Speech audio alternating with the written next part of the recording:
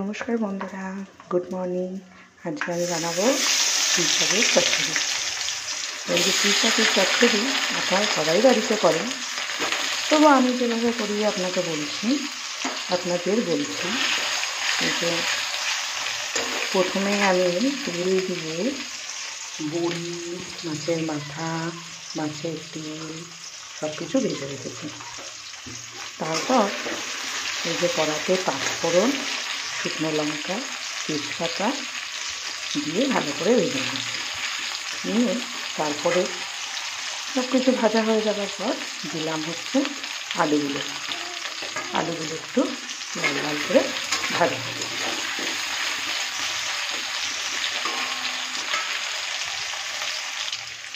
এই যে আলুটা ভাজা হচ্ছে, এবার এর মধ্যে দিয়ে দেবো পেঁয়াজটা। পেঁয়াজটাও ভাজা হতে হবে লাল লাল করে।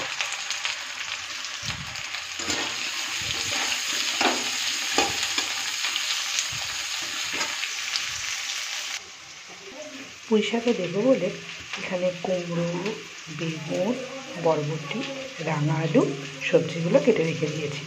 এবার আলু পেঁয়াজটা ভাজা হয়ে গেলে একে একে সবজিগুলো দেবো, দিয়ে ভাজবো। এবার দিয়ে দিচ্ছি রাঙা আলু,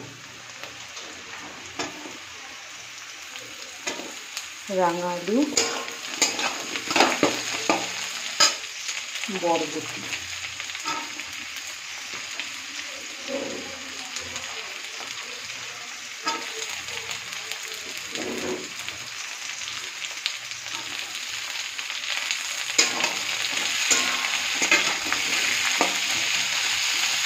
আর দেবো কুমড়োগুলো।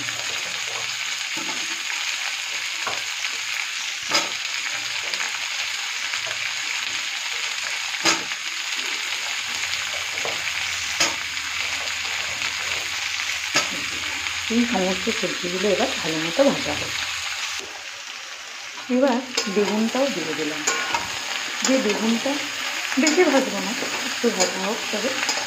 আর এখানে সমস্ত মশলাটা রেডি করে নিলাম। এতে আদা, রসুন, লঙ্কা, সর্ষে আর গুঁড়ো মশলা, জিরে, ধনে, হলুদ, লঙ্কা গুঁড়ো নিয়ে সমস্ত কিছু মশলাটার মধ্যে দিয়ে দিয়েছি। এই মশলাটা এবার এই সবজি ভাজার মধ্যে দিয়ে দেবো। পুঁই শাকের ডাঁটাগুলোও দিয়ে দিলাম, পাতাটা একটু পরে দেবো। ডাঁটাটা দিয়ে দিলাম, এবার মশলাটা দিয়ে দিলাম। এইটা দিয়ে দিলাম পুঁই শাকের ডাঁটাগুলো।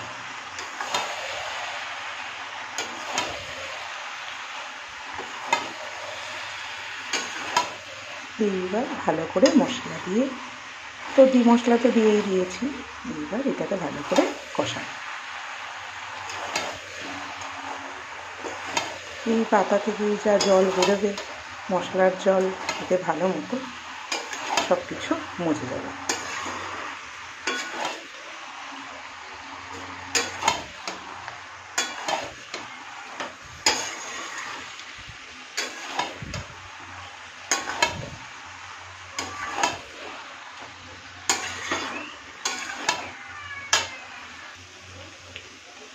এইবার এর মধ্যে এই বড়ি ভাজা, মাছের মাথা, তেল সমস্ত কিছু দিয়ে দিলাম, দিয়ে একটু কষাবো।